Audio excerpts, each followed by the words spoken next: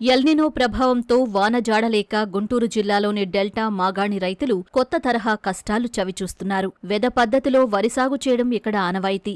ఇలా సాగు చేసిన వరి పంటకు 20 రోజుల నుంచి చాలినంత వర్షం కురవకపోవడంతో లేత మొక్కలు వడబడుతున్నాయి.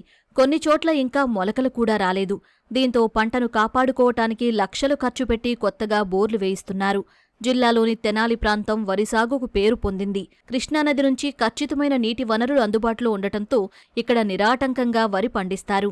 డెల్టా అంతటా కాలువలు పారుతుండటంతో భూగర్భ జలాలు పుష్కలంగా అందేవి. అయితే ప్రస్తుతం నెలకొన్న వర్షాభావ పరిస్థితులతో అటు కాల్వ సాగునీరు అందక ఇటు బోర్లు సైతం మొరాయించడంతో గత్యంతరం లేక కొత్తగా బోర్లు తవ్విస్తున్నామంటూ రైతులు చెబుతున్నారు.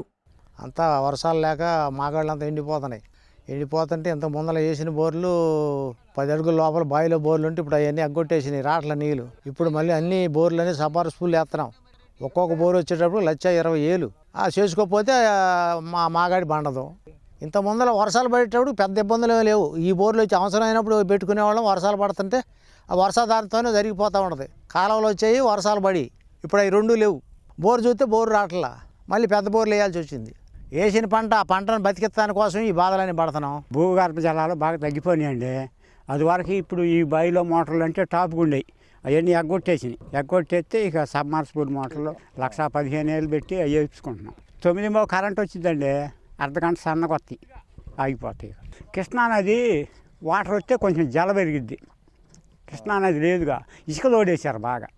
ఇసుక తోడేసరికి అసలు దిగిపోయింది మొత్తం. రైతుల మట్టికి ఈ సంవత్సరం బాగా ఇబ్బంది పడుతున్నారు. వర్షాధారం లేక పాత మోటార్లు పనిచేయక మన వేరే బోర్ వేసుకొని 1,00,000 రూపాయలు చిల్లర ఖర్చు పెట్టుకొని రైతుల మట్టికి బాగా ఇబ్బంది పడుతున్నారు. ప్రతి రైతు కూడా బాగా ఇబ్బంది పడుతున్నాడు. అసలు వచ్చి మాకు కూడా ఊపిరానివ్వట్లేదు. ఈ ఎదపెట్టిన కానీ ఎక్కువ ఉందండి. 4 రోజుల నుంచి, అంతకుముందే యాసంకాలం నుంచి కూడా మెట్ట పొలం మీద వేసుకుంటూ వచ్చేవాళ్ళం.